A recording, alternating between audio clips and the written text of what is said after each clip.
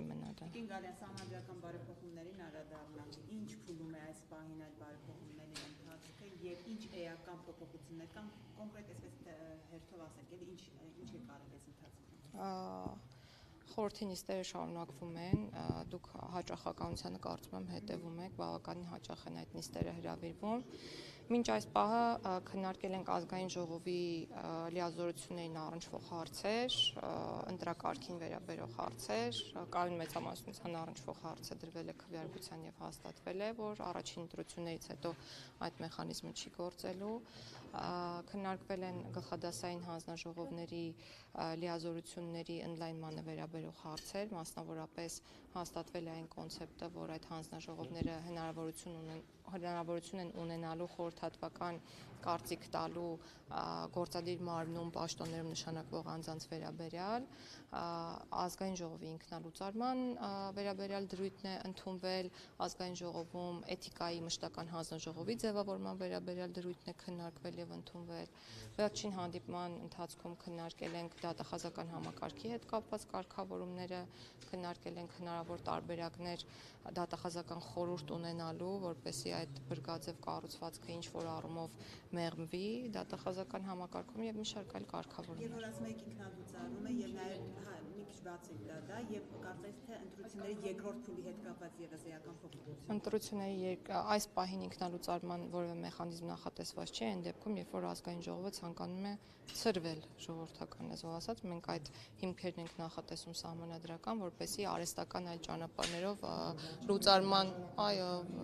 որ այդպես չլինի, ավելի պարզեցված ազգային ժողովը ունի կամքը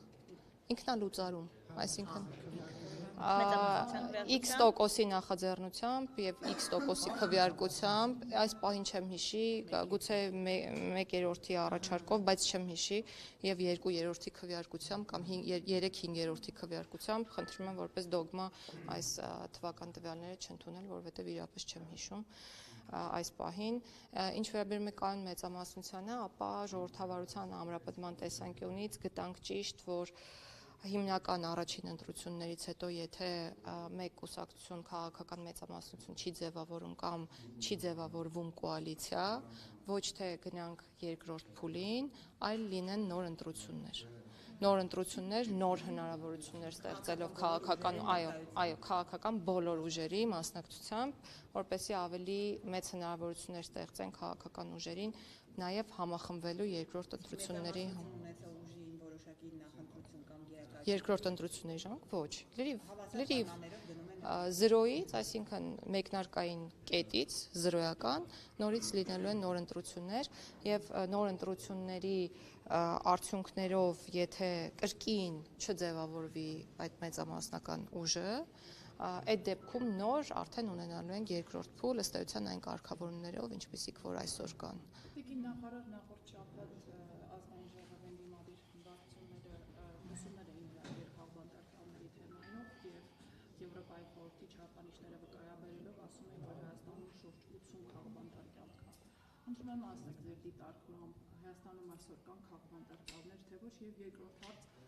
ներման խնդրագրերի թեման զարգացնելով ազգային ժողովի նախին վարկանավոր Արմեն Աշոտյանը ճեպազորություն ասաց, որ Սերժ Սարգսյանի օրոք մարդասիրական ակտ է կատարվել երկու անգամ համաներում 2009 եւ 2011-ում, որտեղ նախարարությունը ուղղանց հանդերը դատարկելու, հեռացնելու նոր հանդարտություններ է համարել։ Որ բանտերը դատարկում ենք, բանտերի շահառուները գալիս են հասարակություն եւ համաներումը իհարկե իրավական գործիք է եւ ես չեմ բացառում դրա կիրառումը ապագայում, բայց ամեն դեպքում փոքրինչ անհասցե է, որովհետեւ այն ֆիլտրը, որի միջով պետք է անցնեն անազատության մեջ գտնվող անձինք, բավականին լայն է։ Այսինքն անհատական մոտեցում այդ պարագայում չկա եւ մեծ է վտանգը, որ այդքան մարդ հասարակություն հայտնվելուց հետո ինչպիսի իրավիճակ է, ավելի գուցե խնդրային իրավիճակ է ստեղծվելու հասարակության մեջ եւ այո մարդասիրական ակտ է այն անձանց համար, ովքեր որ գտնվում են քրեակատորական հիմնարկի պատերից ներս եւ մենք պետք է գնահատենք, թե որքանով է մարդասիրական արարք այն մարդկանց նկատմամբ, որոնք գտնվում են քրեակատորական հիմնարկի պատերից դուրս։ Եվ ուրեմն միանշանակ է, որ պետք է գործիքներ լինեն, որ անձինք հավակնեն պատժից դուրս գալու ավելի վաղ, քան իրենց ժամկետն է հիմնական, ու այս ուղղությամբ գործուն քայլեր ենք ձեռնարկում։ Ես կարող եմ ասել, թե ինչ ենք նույնիսկ անում։ Մենք ուսումնասիրել ենք, այո, նախ նշեմ թվական տվյալներ, մինչ այս պահը, եթե չեմ սխալվում, 151 հոգի դատարանների որոշմամբ պատժից պայմանական վաղակետ ազատվել են, եւ այս թիվը աճի միտում ունի, ինչու, որովհետեւ մենք կատարելագործում ենք այն զեկույցները, որոնք տրամադրվում են քրեակատարական եւ պրոբացիայի ծառայության կողմից, ու նաեւ ուսումնասիրել ենք ու եկել ենք եզրահանգման, որ շատ դեպքերում մերժման հիմք հանդիսանում է տուժողի վնասը հատուցած չլինելը անազատության մեջ գտնվող անձի կողմից եւ առաջիկայում առաջարկելու ենք, որպեսզի դա ոչ թե հանդիսանա որպես մերժման հիմք, այլ հանդիսանա պայման, որ անազատության մեջ գտնվելուց հետո, եթե դատարանի որոշմամբ անձը դուրս գա քրեակատարական հիմնարկից, որոշակի ժամկետում պարտականություն կրի աշխատել եւ վճարել համապատասխան գումարը տուժողին։ Իսկ դա չկատարելու դեպքում վերադառնալ քրեակատարական հիմնարկ։ Ներողություն, քաղբանտարկյալ։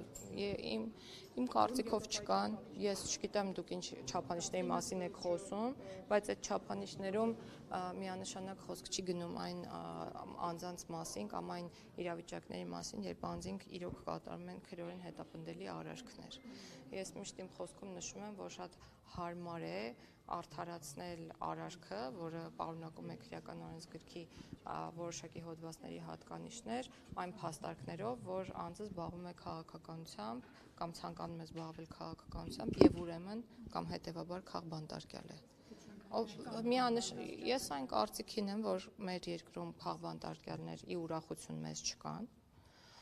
եւ նաեւ սա ասում եմ հենվելով ձեր կողմից վկայակոչած նույն չափանիշների վրա։ Իսկ երբ որ մեր ձևով արտահայտության համար կալանավորում են եւ ես չեմ ուզում այնքան է խոսվել,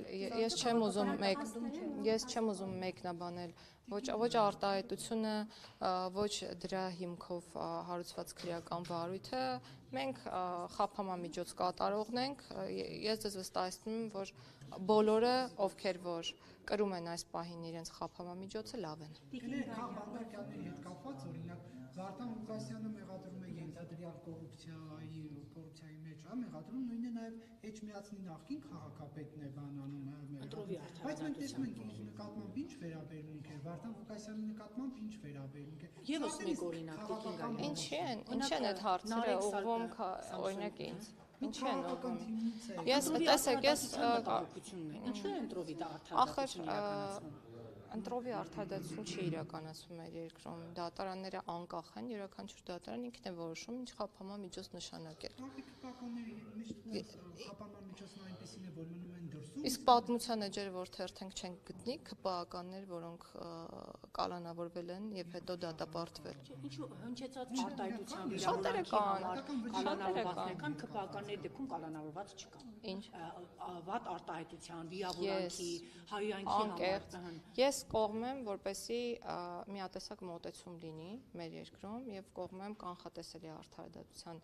չափանիշների սահմանմանը, ու այս ուղղությամբ էլ ենք որպես նախարարություն քայլեր ձեռնարկում, բայց այն հարցին, թե այդ միասնական չափանիշներին կհետևեն դատարանները, թե չեն հետևի եւ կամ ինչու են հետևում եւ ինչու չեն հետևում, ես իրոք պատասխանել չեմ կարող։ Տիկին Գալյան, դուք խնդիր չեք տեսնում, որ միտումնավոր կերպով կարծես թե կալանքը անընդհատ երկարաձգվում է Սամվել Կարապետյանը եւ այսպես երկարաձգվելով կարող է միջև ընտրություններ պահեն կալանքի տակ, այսինքն միտում դուք չեք տեսնում այստեղ։ Խնդիր դուք ինքներդ եք խոսել, որ այո, չարաշահվում է շատ անգամ կալանքի ինստիտուտը։ Ինձ համար խիստ ցանկալի է, որ հնարավորինս քիչ մարդիկ կալանավորվեն։ Եվ ես սա ասում եմ գերատեսչական շահով պայմանավորված։ Տիկին Գալյան, այստեղ խնդիր որպես նախարար չեք տեսնում։ Ես խիստ ցանկալի եմ համարում, որ ավելի քիչ մարդիկ կալանավորվեն։ Տիկին Գալյան, ԿՊ-ն կանոնագիր կընդունեց էթիկայի, դուք երևի գիտեք, որ երկար ժամանակահատված տարիներ արդեն տարբեր գործիչներ խոսում են այն մասին, թե ինչ բառապաշար ունի իշխանությունը եւ դա օրինակ է ծառայում այսպես հանրությանը, մյուս ընդդիմադիր գործիչներին տարբեր իրավապաշտպաններ են խոսում, որ ես Արման Թաթոյանը ամենավերջին թանդեպք ասում էր, թե ինչ բառապաշար օգտագործում ԿՊ-ն եւ ահա ընտրությունների նախաշեմին ԿՊ-ն որոշեց, որ պետք է կանոնագիր կընդունի, ինչու ընտրություն էին նախաժամին եւ արդյոք ձեր դուրը եկել է իշխանության ներկայացուցիչների, այդ թվում վարչապետի բառապաշարը։ Դուք այդ հարցով ինչ որ չգիտեմ քննարկումներ ունեցել եք ներսում։ Իմ դուրը եկել է, թե չի եկել այլ հարց է, բայց դա վստահաբար դուր չի եկել կոռուպցիայի կանխարգելման հանձնաժողովին, որը որ հստակ դրսևորում է ունեցել, մենք տեսել ենք, որ համապատասխան վարույթ է հարուցվել հանձնաժողովի կողմից եւ համապատասխան եզրակացություն է հրապարակվել։ Իսկ մնացած հարցերի վերաբերյալ էթիկայի կանոնագրքի մասով միանշանակ դա պետք է, ինչու ոչ։ Ես ենթադրում եմ, որ շատ ավելի վաղ է մշակվել եւ էթիկայի կանոնագիր կամ կարգավորումներ ունենալու հետ կապված աշխատանքը պետք է շատ ավելի վաղ տարվի, ենթադրում եմ շատ ավելի վաղ սկսել են աշխատել կանոնագրքի ստեղծման շուրջ եւ միայն հիմա է պատրաստ եղել։ Դուք խնդիր չեք տեսնում Գալյան, որ իսկապես դատական համակարգը անկախ չէ, երբ որ մարդուն անընդհատ կալանքը երկարաձգվում է նրա եւ խախտում է նրա իրավունքները ստացի։ Այսինքն դուք չեք տեսնում խնդիր, որ այստեղ դատական, այո, բայց դուք ասում եք ես չեմ ուզում, որ ես որովհետեւ ես այլ բան չեմ կարող պատասխանել։ Ես խնդիր տեսնում եմ, որ եմ տեսնում։ Բայց քաղաքական նպատակներով, որոնք կիրառում են այստեղ եւս խնդիր է գցնում։ Դատարանները քաղաքական նպատակներով են կալանքը կիրառում։ Ես չեմ կարծում, որ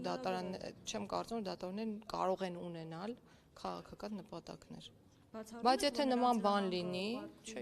այո, բացառում եմ միանշանակ, իսկ եթե նման բան լինի, եթե որևէ դատավոր պարզվի, որ քաղաքական ինչը անհամատրելի է պաշտոնի հետ նպատակներով է իր գործառույթներն իրականացնում, ես դες վստահեցնում եմ, որ անհետևանք չի մնա։